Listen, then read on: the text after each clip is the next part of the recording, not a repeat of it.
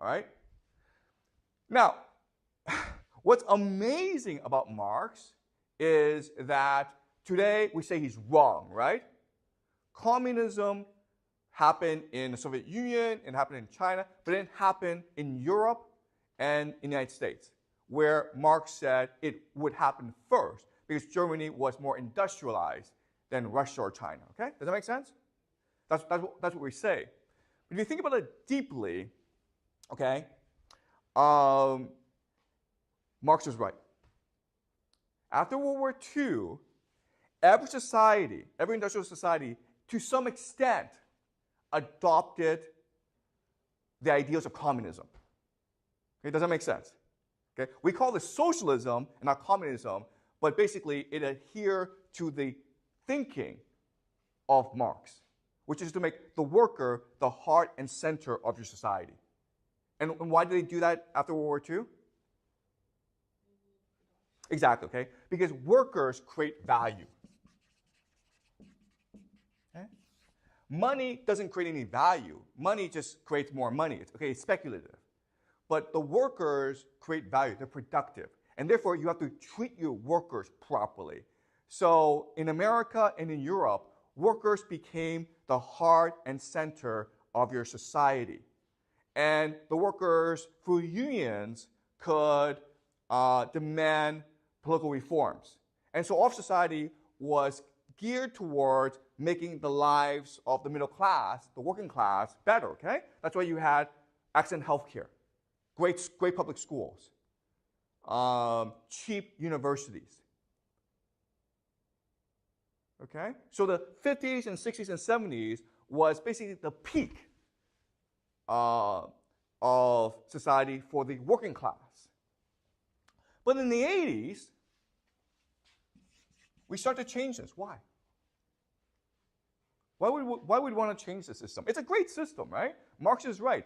Having the worker as the heart and center of your society, as the central organizing unit of your society, makes a lot more sense than having money as the heart and center, okay? But starting in the 80s, we start to go back to money. Why?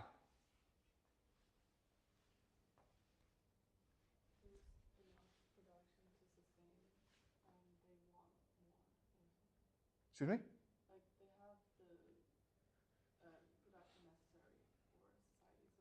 more. Like, who wants more? Yes, exactly. Okay. So what happened in the 80s is something called the revolt of the elite. Okay? In other words, the problem with having a society based on the worker is it becomes too egalitarian, too equal, right? But if you're like the elite, you don't want equality, you want difference. You want to have power and money in your hands. Does that make sense? So the revolt of the elite happened in the 80s, and this is what we call in the United States the Reagan Revolution, okay? The Reagan Revolution. The beginning of neoliberalism, free market capitalism. And in Britain, it was called Thatcherism, okay? Margaret Thatcher, the Thatcher Revolution. And so now you need to transition away from the worker to something else, okay? Another ideology that allows the elite to amass power, okay? So just to show you how radical this revolution was. In the 1970s, okay, 1970s, if you were a CEO, the head of a company, okay, you were making on average $1 million a year. That's pretty good, right? That's really good money. And that $1 million was more than 20 times the worker. Okay? And that's pretty reasonable. Today, the average CEO in the United States makes $20 million a year. And that is 200 to 300 times more than the average worker in the company. Okay, does that make sense?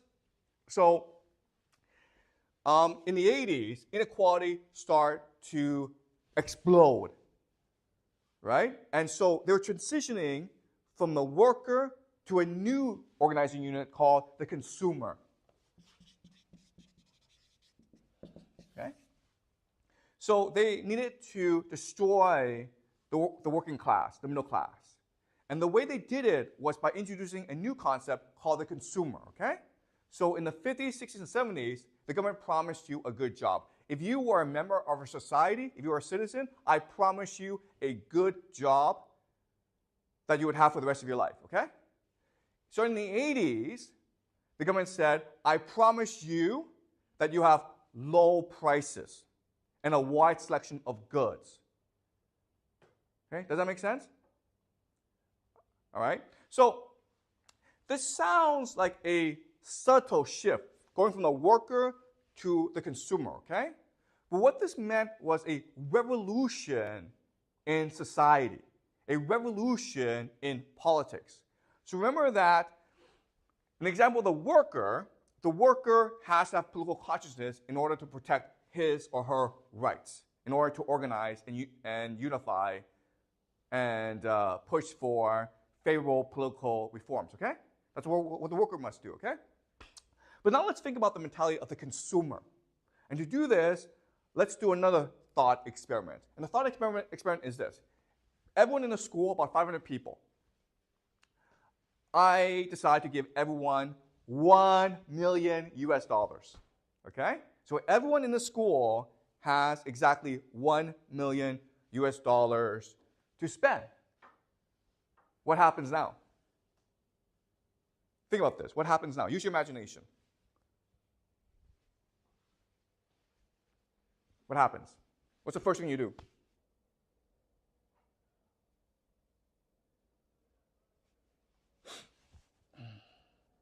What's the first thing you do? I've given you $1 million. What do you do with it? Well, the first thing you do is buy something, right? What do you want to buy? $1 million is a lot of money. What do you want to buy, Nab? You buy a house, right? That's great. That's a great purchase. Then what do you do? Then what do you do?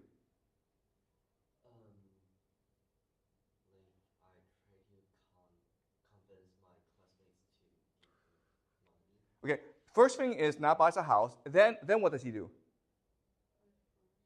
Excuse me? Buy furniture. Then what does he do? There's something that he must do that's very important. What does he buy the house? What does he want to do? He wants to take pictures and post on social media, right? So everyone sees it on social media. Then you see this. Nab has this huge house in Beijing with lots of fancy furniture. What do you do now? You also want to buy a house. But what kind of house? A bigger house, right? And then what do? You also post pictures, okay? Then how do other people feel? You think this is funny, okay? But this happens all the time. So very quickly, what happens in the school?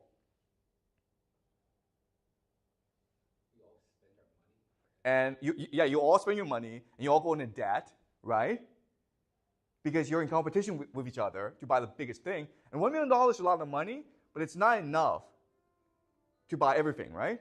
So you go into debt. You borrow more money to buy more things. And then what happens?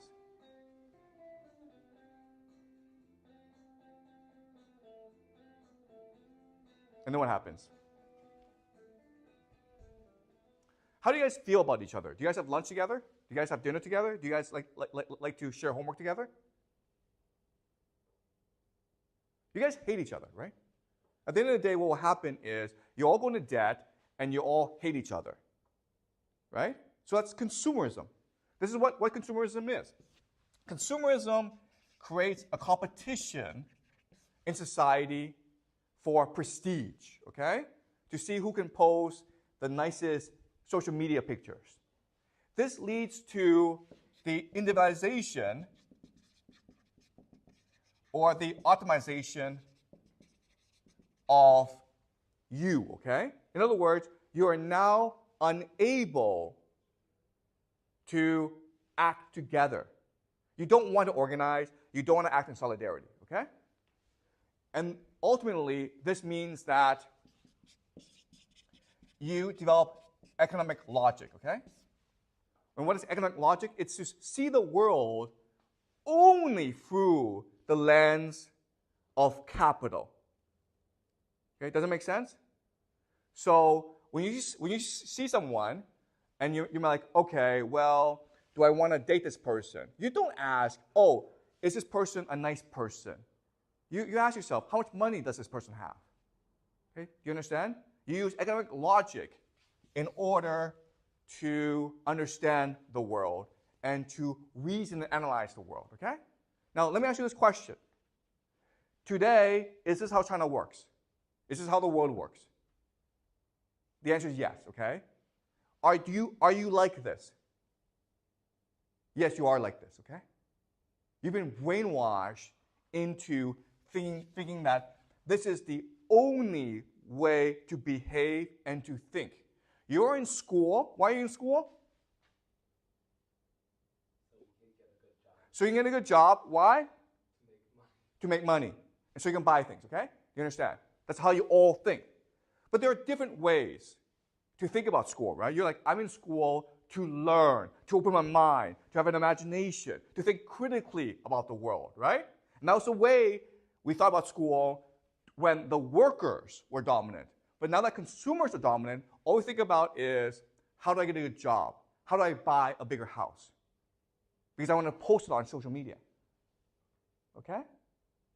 So, if you think about this, what this really is the perfection of slavery. Okay? Does it make sense? What does this phrase mean? The perfection of slavery.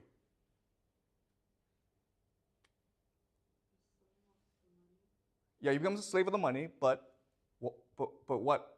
Why is this perfect? We don't even realize it. Yes, okay. You understand? If you're a slave, you rebel, right? But if you don't know you're a slave, and you like this, you choose this, then you will never rebel, okay? So the consumerism is the perfection of slavery, okay?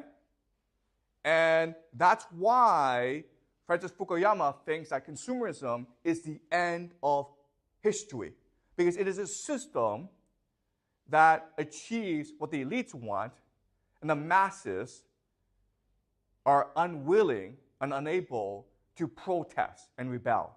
Okay, does that make sense? It's a perfect system.